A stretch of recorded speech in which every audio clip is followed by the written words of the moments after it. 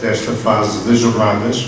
As jornadas, lembro, são sobre transmitir e viver a fé, acompanhada em todas as idades, e como podem ver, a oradora da tarde já tem alguns pontos de interrogação sobre os títulos das jornadas, o que provoca já algum tipo de provocação para esta sessão que vamos ouvir.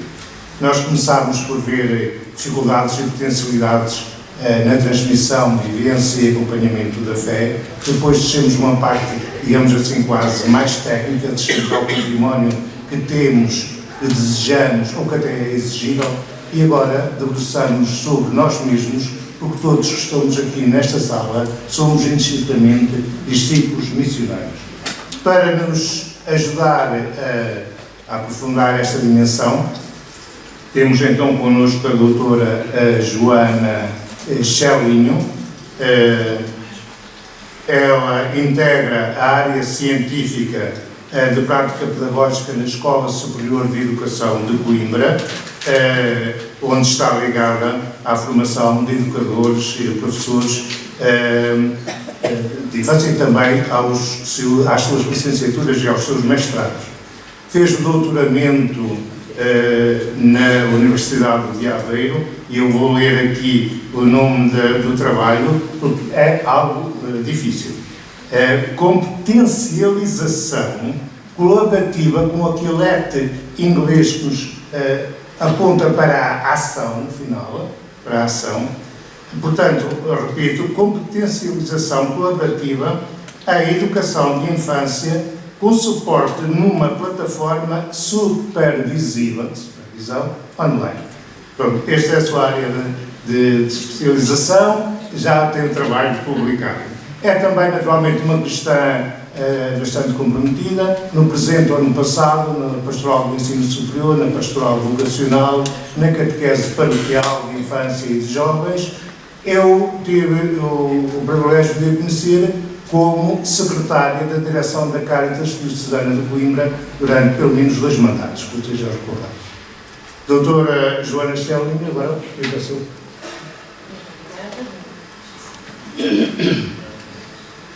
Uma apresentação destas intimida qualquer um, até a mim. Como imaginam, desde logo, há bocadinho durante a manhã estive a pensar como é que gostaria que me apresentassem, e quando a Isabel, então que chama assim Isabel Oliveira, disse que se queria apresentar como filha de Deus, eu pensei, eu gostava que me chamassem Irmã Joana. Era assim que eu queria que me sentissem aqui hoje. Como a Irmã Joana. E, como percebem, não propriamente pelo meu estatuto canónico, eu sou casada, mãe de 3 filhas, mas sou a vossa irmã na fé. E é exatamente essa fraternidade, essa ligação que me traz aqui, e como tal, gostava muito de ser de facto a Irmã Joana, que me sentissem aqui em jeito de partilha, em jeito fraterno, de comunhão e de interpelação, que eu vos trago hoje. Não é a eloquência do Padre Carlos Carneiro, não é a sistematicidade e a sabedoria da Isabel, não é de facto a estruturação e os desafios, de facto as grandes alavancas que eu acho que vieram nestes programas, nestes desafios que os próximos itinerários catequéticos nos vão lançar. Eu não vos trago mais do que provocações, algumas interpelações, algumas imagens, para lançar sobretudo questionamento, para lançar sobretudo reflexão, para nos dispor sobretudo a discernir e a seguir. Convidaram-me para ser oradora. Não tenho jeito, não consigo, mas se é para orar, eu acho que de facto podíamos começar por orar. E como tal, eu queria desafiar-vos para orarmos a cantar. Isto pode parecer um número arriscado, mas eu tinha aqui um protocolo já estabelecido de antemão e, portanto, a partir disto iria funcionar, senão iríamos à modalidade de projeto. Alguém que toque viola? Pronto, se não for o Padre Nuno, alguém há de ser. Se for preciso eu canto. Há mais alguém que conhece este cântico? Bravo! Quem conhece, acompanha. Eu logo imaginei que isto tinha probabilidade de funcionar. Vamos a isto? Mas de facto, cantá-lo a partir do coração, não só da voz, não só da letra, da memorização, cantá-lo a partir do coração. E à medida que vamos cantando, aproveitar para meditar a letra, para confiar no que verbalizamos. Vemos?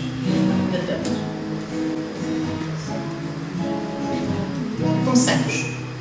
Olho em tudo e sempre encontro a ti. Quero ouvir.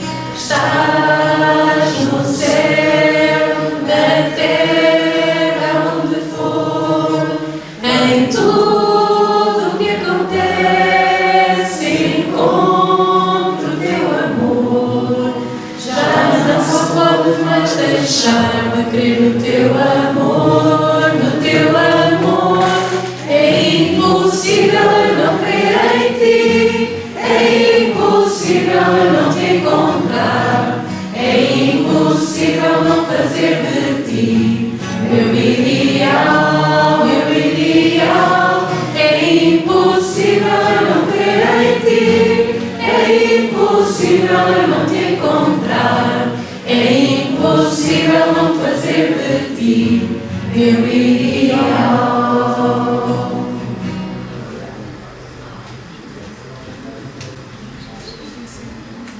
Este cântico, como imaginam, muito obrigada por me acompanharem, por nos unirmos em oração, mas como imaginam, este cântico não foi escolhido ao acaso, até a pessoa que o tocou não foi escolhido ao acaso. Este cântico assinala, de algum modo para mim, representa o princípio da minha caminhada pastoral. Foi dos primeiros cânticos que eu aprendi, mais ou menos há 30 anos, quase nova em folha. Mais ou menos há 30 anos, com o senhor que está ali atrás daquela câmara. Mais ou menos como há 30 anos também andava sempre atrás da câmara. Mas que na época era o responsável pelo pastoral das vocações. E imaginem, agora é só fazer contas, eu tinha 12 anos na altura, 12, 13. Fui ao meu primeiro encontro, retiro, para a minha idade, 12, 13 anos, foi o meu encontro, retiro, da pastoral das vocações. E vão pensar, oh, quanta santidade, já na altura a colocar a questão das vocações. Eu nem sabia o que é que queria dizer a palavra. Fui, porque fui convidada, porque fui desafiada a participar num encontro com outros jovens, todos mais velhos do que eu. E na verdade, nesse encontro, foi a primeira vez que eu ouvi a palavra vocação. E foi uma descoberta esplêndida. Porquê? Porque, de facto, eu tive a oportunidade de conviver, de contactar, de receber testemunho de diversas figuras, que na altura, claro, depois ficaram para mim como referência, nomeadamente o padre João Fernando, que era o padre responsável, portanto, um dos primeiros padres, para além do meu pároco, com que eu convivi, com seminaristas, tocavam viola e animavam malta. À altura, vejam bem, padre Nuno seminarista, entre outros. Com irmãs consagradas, com leigas consagradas, e eu começar a perceber a diferença. Não são a mesma coisa. E foi de facto a oportunidade para conhecer a diversidade e a riqueza da Igreja e das oportunidades de serviço que a Igreja nos oferece. E, como imaginam, foi a oportunidade de eu própria me interrogar sobre a minha vocação. Porquê? Porque, de facto, essas figuras, essas pessoas, essas testemunhas vivas da entrega, do serviço, do amor feliz, isso confesso que foi o que me fez mais impacto na altura. Essa realização com que essas pessoas viviam e testemunhavam a sua entrega, o seu serviço, a sua vida, a sua opção radical, impressionou-me. Eu pensei, isto é muito à frente. Se calhar era uma opção para mim. E fui participando, fui-me envolvendo em algumas das propostas da pastoral vocacional, eram retiros, campos de férias, encontros, jornadas, aos 12, 13, 14, 15. Ainda não eram bem idades para estas coisas, mas de facto eu tive essa oportunidade. E hoje interrogo-me, será que não eram bem idade para essas coisas? Será que não teria perdido tempo se tivesse sido mais à frente? Será que não era de facto o momento de acreditar que eu era capaz também de discernir a minha vocação? De conhecer mais proximamente a riqueza da Igreja? Bom, de facto considerei a possibilidade de me consagrar, mas também reparo rapidamente, não digo rapidamente, mas também rapidamente percebi que não era o meu caminho, mas foi muito bom não me sentir abandonada ou fora do projeto de Deus, porque percebi que, não sendo por ali, havia caminho para mim na Igreja. Eu tinha sido chamada à Igreja a servir, a ser rosto de Cristo, independentemente do estado, entre aspas, religioso consagrado. E, portanto, para mim este primeiro encontro, este perceber que a vocação me pertencia desde sempre e me acompanharia, foi uma primeira revelação muito, muito importante. E por isso, essa é uma das razões pelas quais eu estou aqui hoje, e faz sentido e portanto foi com muito gosto que reencontrei alguns dos rostos que depois neste itinerário me foram acompanhando e que já não revia há tanto tempo. E não deixa de não ser curioso que nos reencontros, nomeadamente alguns jovens do meu tempo, que participávamos nesses encontros, mantém-se intacta a cumplicidade, a sintonia de percebermos o que é que nos unia. E a confiança em que crescemos, uns nos outros e em Deus, e essa confiança está íntegra quando nos reencontramos. E, de facto, esse é um dos primeiros motivos para quando eu fui desafiada a vir aqui pensar, não tenho muito a dizer, a minha partilha será necessariamente muito limitada, por muito que o texto pareça complexo lá do artigo do doutoramento. Eu até costumo brincar a dizer que não fiz um doutoramento, fiz um doutoralento. Um doutoralento porque, a par desse estudo, desse trabalho académico, naturalmente tive de desenvolver, a vida prosseguiu e, portanto, o meu projeto pessoal, de família, social, com causas que me fui implicando, o meu projeto educativo, também das minhas 3 filhas, que foram nascendo durante o doutoramento, portanto, podem imaginar que é mesmo um doutoralento,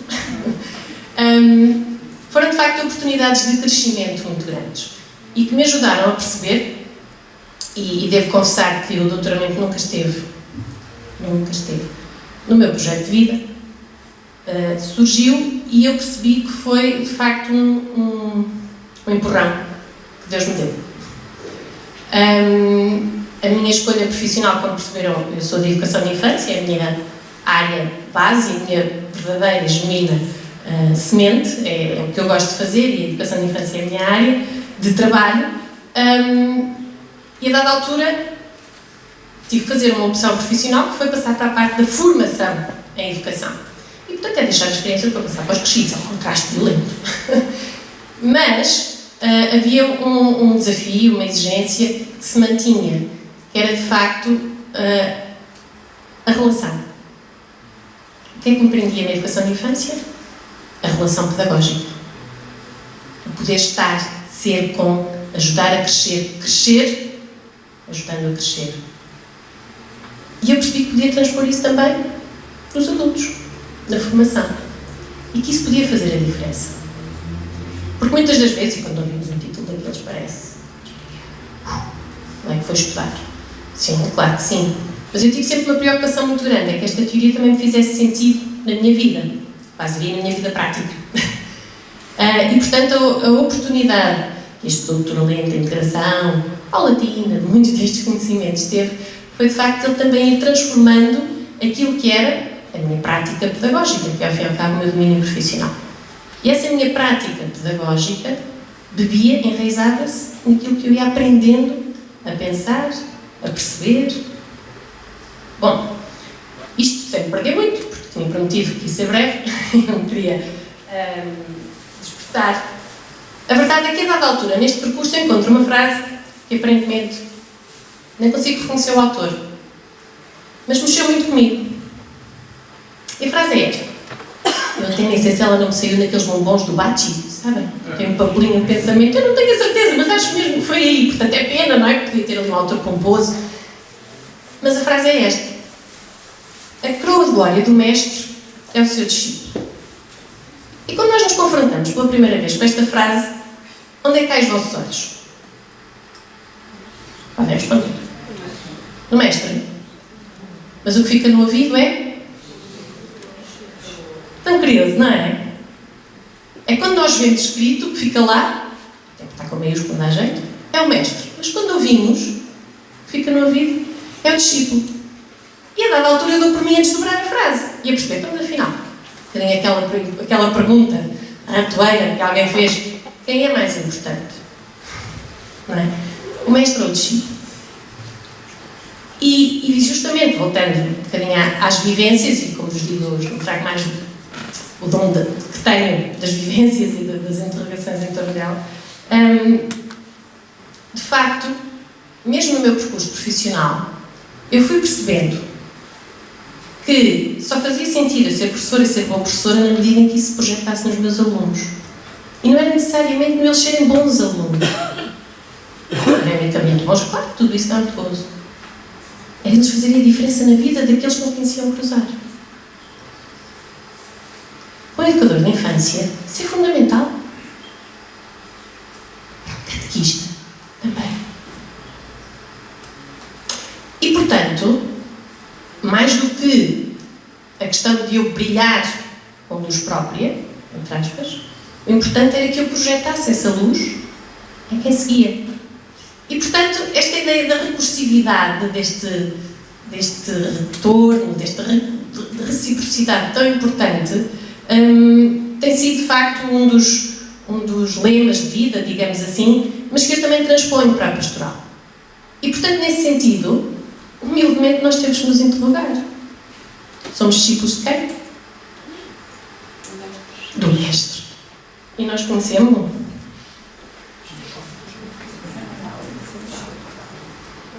Conseguem vê-lo? Uns mais depressa do que outros. Uns ainda com dúvida. Outros foi flagrante. É um bocadinho assim também a nossa relação com Jesus. Vamos decifrando, vamos descodificando. Mas no momento em que conhecemos, em que fixamos o olhar, e recordo aqui os olhares, ainda hoje a Isabel nos trazia tão motivos, tão interessantes, reconhecemos Jesus. E deixamos, de facto, ser o rosto que nós procuramos e procuramos assemelhar o nosso próprio rosto a este Jesus.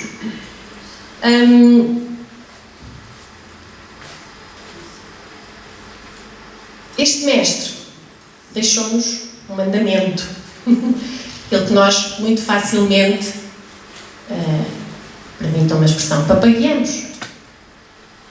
Amai-vos uns aos outros, como eu vos amei. Lavai os pés, como eu vos lavei. Mais uma vez, a lógica da reciprocidade. O que é certo?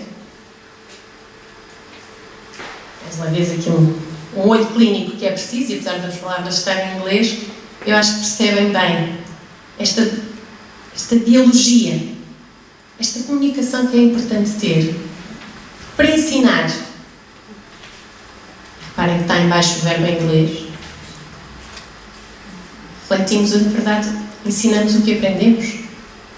Não é? E aprendemos muito quando ensinamos. E, portanto, é muito importante perceber que Jesus,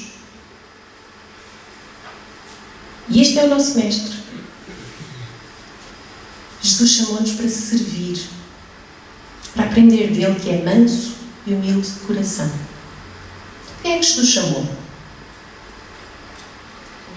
Os tais apóstolos, os estupiados, vigaristas, nós sabemos, mas que se tornaram líderes.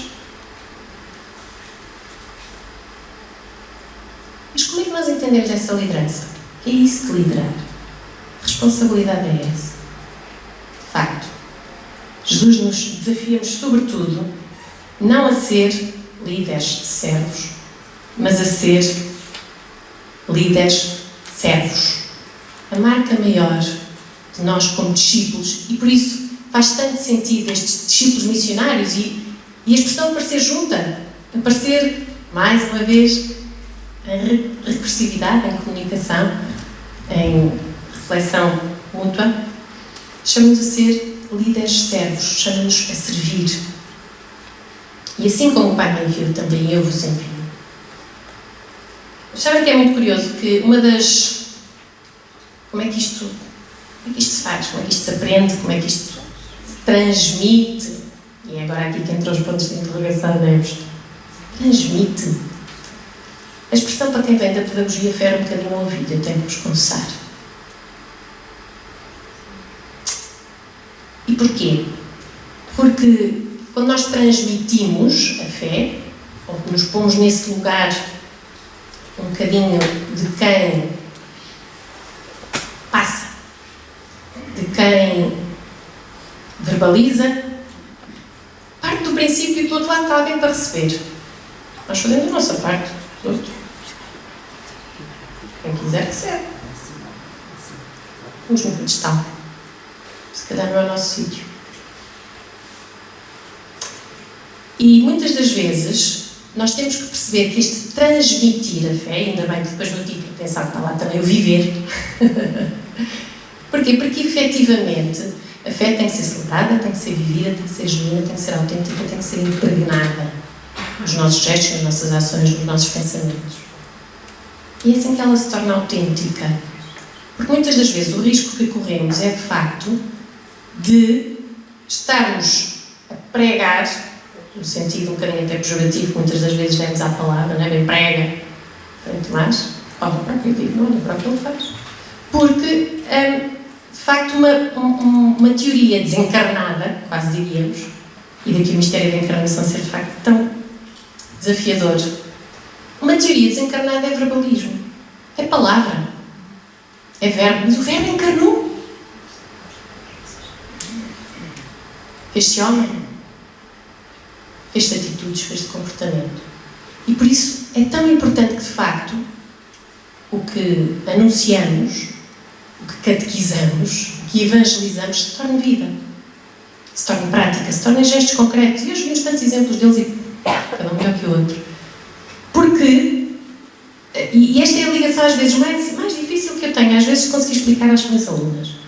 Mas o contrário, às vezes também não é uma boa perspectiva. Só faço tanto bem, ajudo tanta gente, espalho amor à minha volta. Mas às vezes, se calhar as ações precisam de mais sustento, de mais fundamento, precisam de referência. Faço porquê? Somos todos os primeiros a dizer tanta gente boa neste mundo e nem são cristãos. Mas nós queremos que estas atitudes, estes gestos tenham identidade, tenham marca. Tenham impressão digital, distinta, inequívoca. E daí que seja tão importante juntarmos a palavra e o gesto. A palavra é a ação. E daí que seja tão importante constantemente discernirmos, como diz Paulo Freire, tive que ir buscar aqui um pedagogo de referência, porque, como vos digo, se eu vir tudo na minha formação, foi procurar ir buscar muitos contributos e muitas pistas para a minha caminhada pessoal e em todos os domínios da minha vida. De facto, quando se une a prática com a teoria, temos a praxis. É uma prática refletida, uma prática pensada, sustentada, referenciada.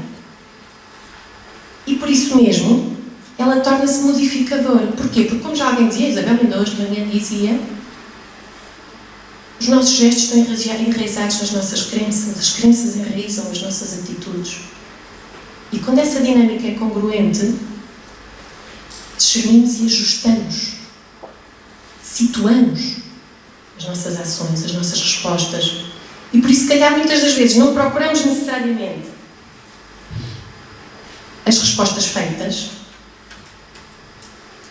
mas procuramos em concreto, com sensibilidade, ajustar, corresponder aos desafios, às necessidades, aos interesses.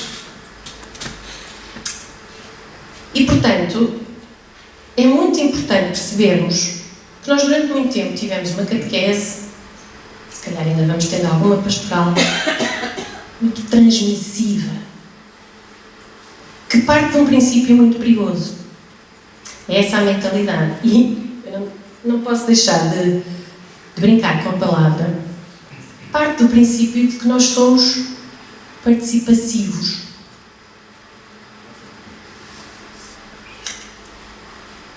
Parte do princípio que mesmo quando rezamos, somos contemplativos. Permitam-me brincar com o termo. Ou seja, que o nosso lugar é só de receptor, não é de protagonista, não é de ator, não é de agente de pastoral. Seja na catequese, seja nos diversos serviços e oportunidades. É muito importante percebermos que, tal como vimos hoje, isso é um paradigma que a realidade tem transformado velozmente. Na verdade, todos nós podemos e queremos fazer parte. Quando aderimos à Igreja, quando aderimos a Cristo, quando queremos ser corpo de Cristo, queremos fazer parte. Somos participantes. Então, para isso, devemos ser participativos. E mesmo quando contemplativos, por isso hoje gostei tanto da expressão do Padre Carlos quando dizia para Jesus a rezar. E reza ativamente com ele, de facto. É essa relação que tem que ser dinâmica, forte. E nesse sentido é muito importante nós reconhecermos quem são de facto os nossos interlocutores hoje em dia. Em especial na catequese, as nossas crianças, de facto, com experiências muito diversas. Tanto que nós hoje em dia dizemos que não há uma infância, há infâncias. Não há uma juventude, há juventudes. Basta mudar as latitudes do planeta e tudo muda. Até às vezes não é preciso do planeta, basta aqui da nossa diocese. Se mudarmos as coordenadas geográficas, nós temos realidades muito diversas. E, portanto, quando procuramos receitas únicas, podemos estar a ser muito castradores, muito limitadores. E é por isso que o mais importante é reconhecer com quem estamos. Com quem estamos ligados. Religião é ligar, fazer ligação com o divino, com Deus, com os irmãos. Logo, de facto, nós temos que cuidar de quem nos chega, ou mesmo de quem nós procuramos. Nós temos que cuidar e ter a certeza que quem vem se sente bem. E dali daqueles estudos, parece aparentemente complicados, que eu tive a oportunidade de desenvolver, houve uma referência muito importante de um pedagogo belga, que tem muito a ver com esta, mais uma vez, esta recursividade. Que na pedagogia é muito importante e quando nós queremos que as crianças aprendam, que as crianças se desenvolvam, que as crianças floresçam e se expandam, esta ligação, esta relação de forças é muito importante saber equilibrar. Quando uma criança, um ser vivo, realmente um adulto, uma criança, uma pessoa, se sente bem, vive bem, e este bem-estar é multidimensional, é bem-estar físico, é emocional, é espiritual, é social. Quando uma criança se sente bem, uma criança está disponível. Quando uma pessoa se sente bem, está disponível, está receptivo, está empenhado, está interessado. Dizemos nós, está implicado. Está mentalmente, fisicamente disponível e ativo. Ora, daí a nossa preocupação de recebermos bem, de acolhermos, de estarmos sensíveis e ligados, de sermos empáticos, que é outro termo que começa a aparecer tanto hoje, que é de conseguirmos sintonizar, de conseguirmos compreender.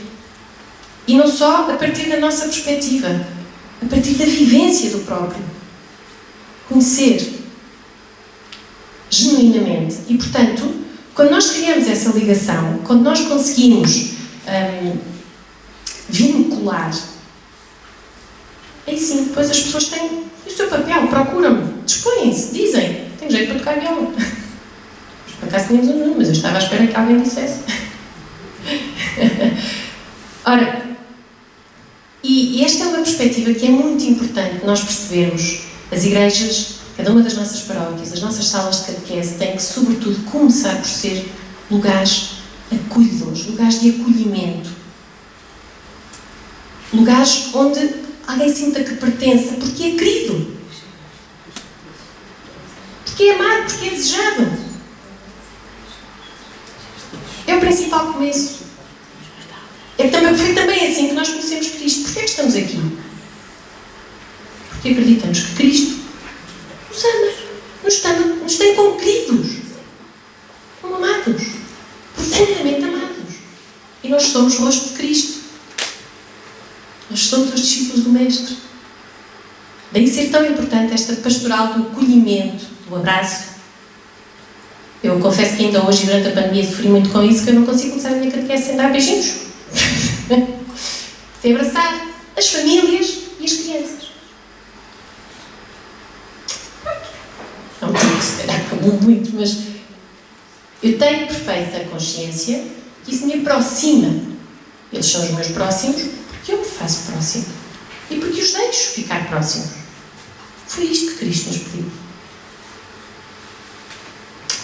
Temos, quanto estamos pedindo? Vais por aqui fazer uns saltos. Já? Bom. Não. Certíssimo. Vou aqui só fazer uma batata. Aqui é um exercício muito rápido e provocatório, porque, como eu vos disse, eu trazia-vos aqui provocações. Quando nós olhamos para esta imagem, o que é que notamos? Reconhecemos claramente o Pai, o Filho, conseguimos ver o Espírito Santo. E o que é que vemos logo ali? Uma enorme semelhança, até fisionómica, não é? Entre o Pai e o Filho. Certo? Agora um desafio intergeracional. Mas o Pai não é um bocadinho velho? Velho até demais? Não decalcámos demasiado o Filho? Este envelhecimento ativo de Jesus. Eu acho que nós às vezes fazemos um envelhecimento ativo de Jesus. Desculpem-me a provocação mais uma vez, mas que idade tinha Cristo quando foi crucificado? Sua vida ativa, 33, enfim, questionáveis, mas pronto. Era um jovem, seja como for. Era um jovem. E nós não temos muitas representações, se calhar até mentais, num Cristo jovem. Envelhecemos muito rapidamente. Isso é problema? Não. Com todo o respeito e carinho que tenho pelos mais velhos e pelas referências que eles podem ser, pelas âncoras que são. Mas não podemos deixar que, de algum modo, permitam uma provocação, mas sem que esta é valente. O que é que temos aqui?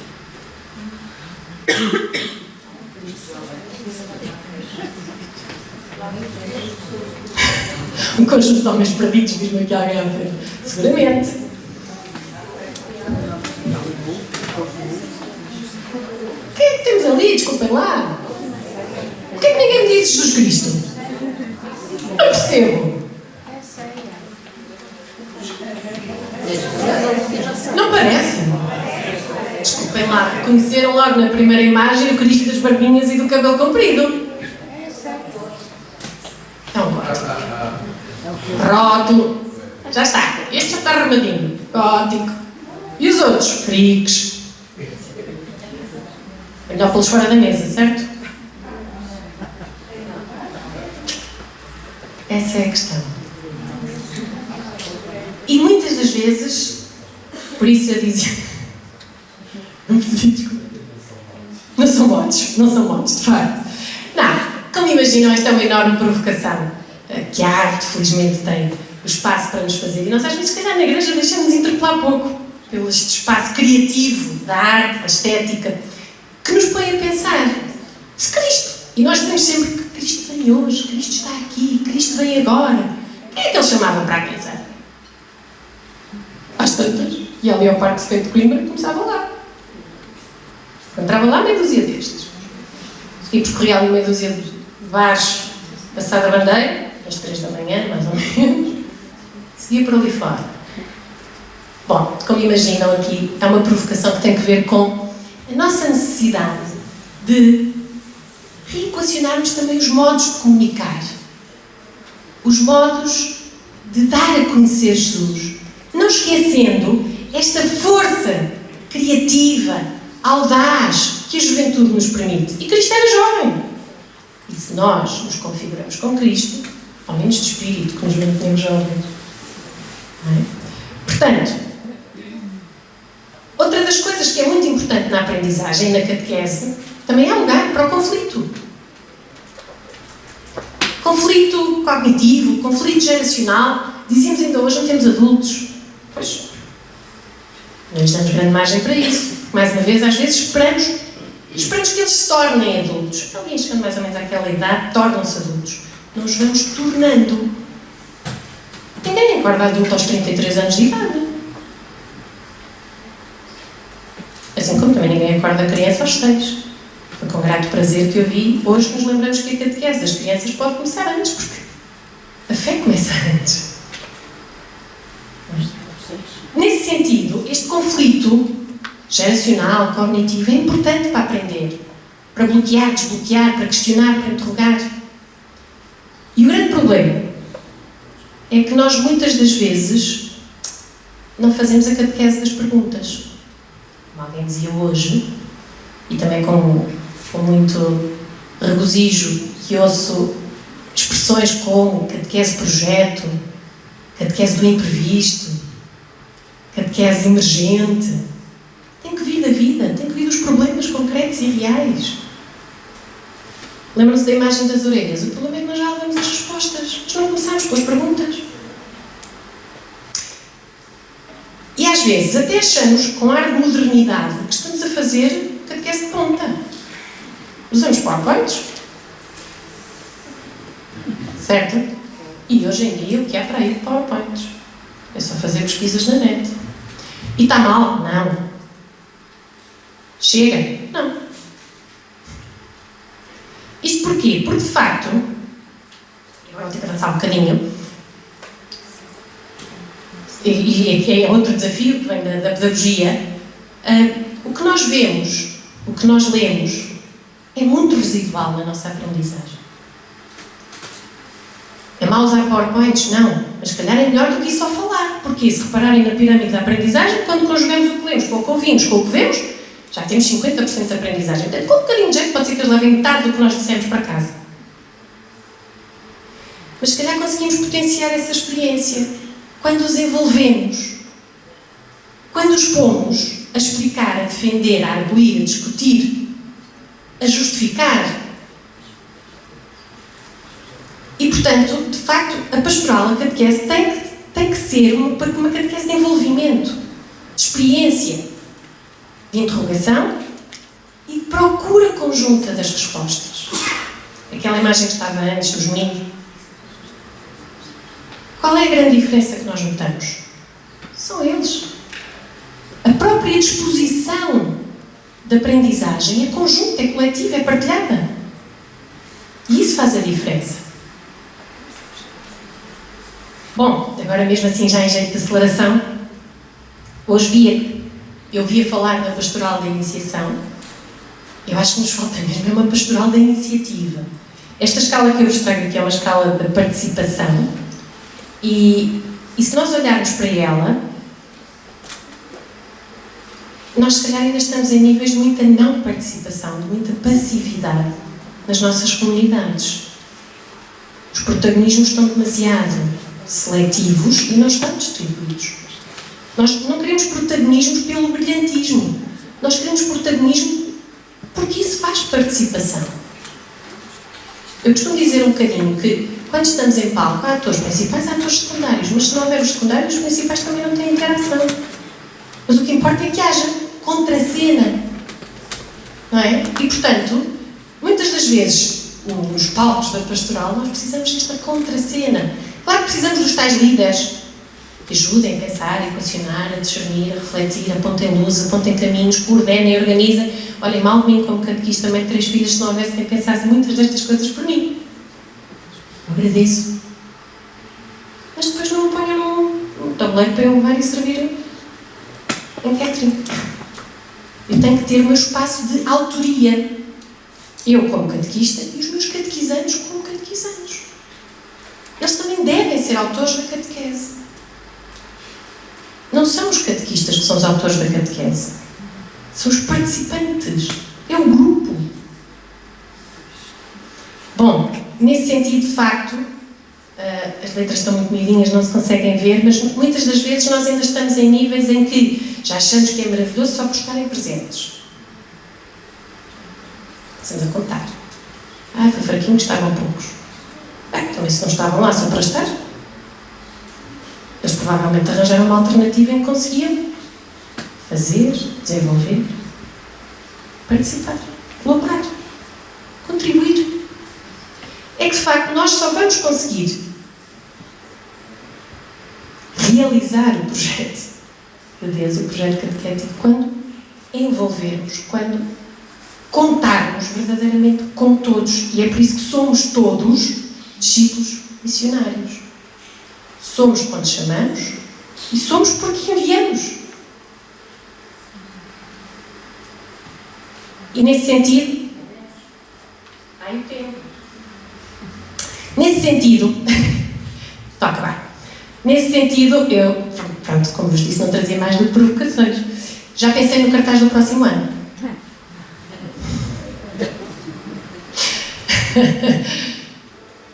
Não será mais do que uma provocação, mas de facto, mais do que pensarmos esta transmissão passiva, de deixar ficar e quem quiser ler, temos que pensar numa participação, num envolvimento e acreditar que é isso que desenvolverá as nossas comunidades. Nós só teremos de facto a pastoral, a catequese, todos os serviços, as comunidades vivas e envolvidas e desenvolvidas quando tivermos participação, quando tivermos este viver a fé em conjunto, uns com os outros.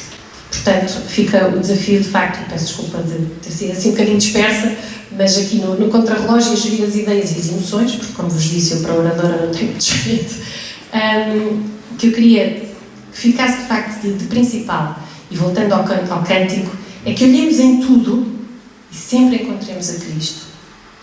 E que acreditemos que não dá para viver sem Ele, nos diversos campos da nossa vida, e que isso se torna ação, que isso se torna o nosso modo de ser, de estar, de viver, de professar a fé. E isso vai-se notar na relação. Obrigada.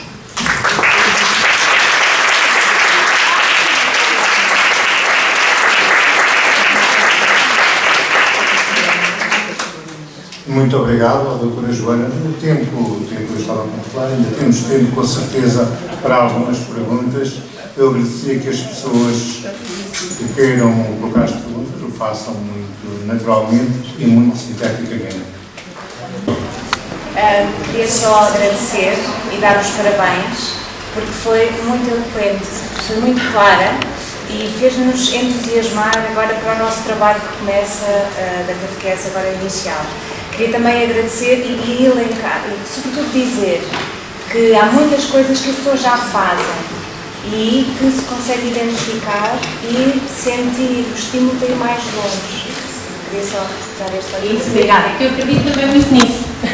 Obrigadíssima. E por isso é que isto em jeito de partilha tem muito mais valor. Eu acredito muito nisso. Há muitas coisas e ideias que nós às vezes vamos trocando, partilhando, que nós já sabemos e que nós já fazemos. Qual é a riqueza destas partilhas? É exatamente validarmos, portanto, validarmos de algum modo, reconhecermos o valor, a pertinência, a adequação, ou questionarmos essa mesma adequação, mas sobretudo, e adorei a palavra, entusiasmar. Podermos perceber, e de facto esta irradiação de que falava hoje o Padre Carlos, é esse o diálogo da fé, é essa a partilha das comunidades e, portanto, agradeço muito. É exatamente essa a ideia. Não, só estava a dizer, gostava só de perceber aqui um bocadinho a ligação também entre os mais velhos e os mais novos. O Papa insiste em contextos diferentes, que os mais novos ainda têm algum tempo, os mais velhos, avós, normalmente, ainda têm algum tempo, os do meio andam aqui um bocado mais atrapalhados. Como é que isso, quer no contexto familiar, pode funcionar como envolvimento e crescimento, também da fé, e também em termos académicos, se calhar, se isso alguma vez é estudado, o papel dos mais novos. Às vezes, em algumas paróquias ou em alguns sítios, juntam a creche com o centro de dia, com alguns resultados positivos, acho eu. Portanto, mas era só para ver esta dimensão mais de salto entre os mais velhos e mais novos. Mesmo na catequese, ou seja, se isto teria utilidade. Sim. Eu acho que a pergunta é muito desafiadora, muito estimulante, porque, objetivamente, Nós é que, até se calhar um bocadinho a partir da escola, hierarquizamos por escalões etários a nossa vida. Não é? Pré-escolar, primeiro ciclo, segundo ciclo. Em sociedades, civilizações em que isso não está tão tipificado, e estamos a pensar quase, como vos digo, o mundo é muito diverso, muito global, muito alargado. Nas comunidades indígenas isso não existe. Os mais velhos crescem com os mais novos crescem com os mais velhos, os mais velhos crescem com os mais novos, e é dessa pertença, é dessa interajuda, não só interajuda, mas dessa partilha vivencial, experiencial, o respeito pelos anciãos. Como é que nós cultivamos isso se não promovemos esse contacto? Como é que nós queremos, e de facto muitas das vezes não criamos tempos, lugares, oportunidades para conseguirmos conciliar as presenças dos mais novos com os mais velhos e mais uma vez envolvê-los nesse diálogo, mas também nesse papel, nessa contribuição efetiva. Eu estava aqui a pensar há bocadinho, e quando disseste os do meio andam aqui um bocado perdidos, eu não posso deixar de partilhar um episódio que me aconteceu hoje aqui a entrar, e o senhor não dorme. Quando começámos a catequese a semana passada, comecei com o meu grupo do 8º ano, recebemos 2 meninas novas, que para mim no 8º ano foi das maiores maravilhas que eu trouxe para casa, como podem imaginar. Receber adolescentes com desejo, com vontade de vir para a catequese, para mim foi uma lança em ar. Eu vim celebrando isso para casa, mas sem pensar muito mais no assunto. Lançámos ali um desafio de, exatamente um bocadinho nesta metodologia de projeto, de abrirmos o ano com um encontro, retiro, tirá-los de casa, pô-los em convívio, formar comunidade, formar grupo nos miúdos dos 12, 13 anos. E claro, sondámos ali um bocadinho a disponibilidade dos pais. Algumas reticentes, porque eles às vezes alguns não gostavam de dormir fora de casa. Eu respondi, ainda. Outros receptivos, curiosos, porque acham que até lhes faz bem conviver com alguém com as mesmas referências, nomeadamente referências cristãs, não é? Com os mesmos valores, com os mesmos horizontes. E pronto, a sondagem não passou. Sabe, cara, recebi um telefonema da mãe de uma das meninas novas, que eu nem sabia que tinha o meu número, e me diz, olha, eu queria dizer que a minha filha hoje não foi, mas está com muita pena. E queria lhe perguntar se lhe posso ligar mais logo para lhe dizer que não há problema. Sim, pode, com certeza. E queria lhe dizer que fiquei a pensar naquilo do encontro. Eu posso ir lá cozinhar à noite, se for preciso, e depois no fim até rezo convosco. Eu não conheço a senhora sequer. E pensei, de facto, às vezes há que criar oportunidades para chegar um bocadinho à resposta, para este diálogo, para este convívio, convívio é viver com, para este convívio, esta partilha da fé, as suas múltiplas dimensões, das mais operativas às mais contemplativas, de oração, de relação, mas é essa relação que nos une que há de fazer, de facto, o sentido fraterno, o sentido genuíno, autêntico, de sermos cristãos, de olharem para nós e perceberem a diferença, de termos o tal rosto de Cristo, que também o Padre Carlos falava. Portanto, isso não tem idade, e daí que de facto eu não tive tempo nem oportunidade de explorar tanto a segunda parte, do acompanhar em todas as idades, mas de facto a catequese, cada vez menos, na minha perspectiva, deveria ser pensada neste modo tão escolarizado, e se calhar de um modo mais integrado, geracionalmente falando. Doutora Joana, eu gostava ainda de colocar duas hipóteses para desenvolver. Uma tem a ver, espero que a linguagem não me traia, e que eu não consiga dizer transmissão e diga desenvolvimento. E a pergunta tem exatamente a ver com isto, é que nós temos uma linguagem de tal modo já enchipada cá dentro que se torna difícil, se calhar, uma linguagem correta para um. Uma segunda questão tem a ver que lugar tem a arte, com aquela última ceia tão provocativa, para este desenvolvimento de jovens e das crianças, enfim, para o processo catequético. Obrigada, são duas excelentes perguntas, quem me dera ter excelentes respostas. Mas, na verdade, quanto à primeira, eu passei ali muito a correr um slide onde falava das 100 linguagens, e isto inspirado num autor, um pedagogo, Malaguzzi, que lembra que nós nascemos com 100 linguagens. A escola tirou-nos 99. Mas nós nascemos com 100 linguagens, com 100 possibilidades de expressão, do corpo todo. O problema é que nós, muitas das vezes, quando pensamos nos 5 sentidos, qual é o primeiro que dizemos? A visão, possivelmente. Daí centrarmos tanto imagem, audição, ouvir. As nossas catequeses estão aqui. Há pelo menos mais 3, e há quem diga que nem são 5, são múltiplos sentidos, somos multissensoriais. Nós não aprendemos de corpo inteiro. Às vezes nem aprendemos de corpo e alma. E, portanto, percebermos que, de facto, estas linguagens são múltiplas, são expressivas. É importante envolver as crianças, até aos 10 anos, pelo menos, 10, 12 anos, aprendem com os sentidos todos. Porquê é que pensam que às vezes não se seguram nas cadeiras? Provavelmente, a correr num percurso, num jogo, numa pequena dinâmica, mais curta, mais eficaz, teria aprendido mais do que em 20 minutos de palestra.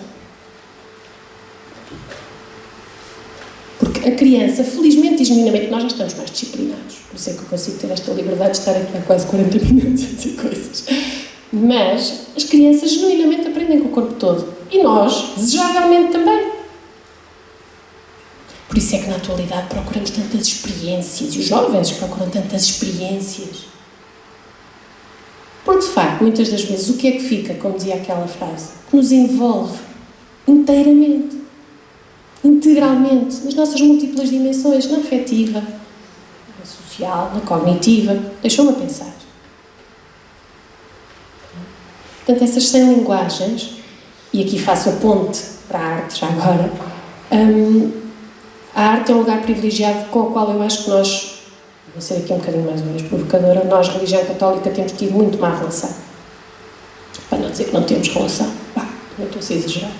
Mas temos tido, de facto, pouca oportunidade de nos deixarmos recriar, e a arte tem essa função, nos deixarmos recriar, nos deixarmos reinventar imaginativamente. Qual é a missão da arte?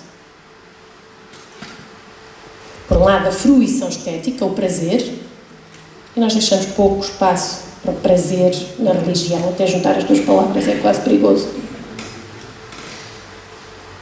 Mas, de facto, é muito importante percebermos porque é que eu comecei a cantar.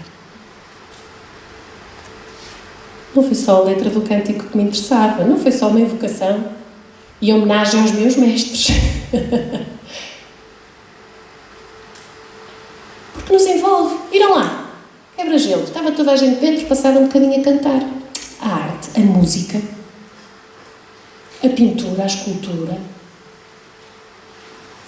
Imaginem o que era nós pormos as nossas catequeses a fazer representações tridimensionais do que é fé. Olhem que eu aposto que não iam sair o que nós imaginamos. Felizmente, se calhar iam sair muitas pistas novas. Eu lembro sempre, eu confesso que, e aí eu acho que apesar de todos os nossos irmãos protestantes têm a taxa de êxito um bocadinho melhor que a nossa. Uma das minhas canções preferidas, como ato de fé, como profissão de fé, é uma canção folk, entre aspas, é uma canção do Samuel Lúria. Deixo como trabalho de casa. A canção do Samuel Lúria, Eilu. É um autor recente, novo, o rapaz toca uma viola, faz uns concertos. Tem um hino à paixão de Cristo, à entrega, desconcertante.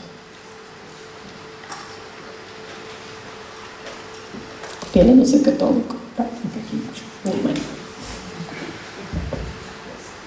Não sei se a última e muito rápido. Jorge Coelho. Jorge Coelho, paróquia de São José. Eu só queria dar os parabéns à Joana, não é nada. Obrigadíssima. Parabéns são nossos. Pela sua partilha, pelo seu estilo, comunicou com todo o corpo. É fantástico. Quando vir a gravação vai ver que é verdade isto. Comunicou com todo o corpo. E pelo seu estilo também, pelo seu perfil de oradora, porque me ensinou também, me ajudou a orar. Obrigada. Portanto, com gente assim, a nossa diocese tem futuro. De certeza que tem futuro. Parabéns. Sim, estou certa que sim. Parabéns. Obrigado a todos.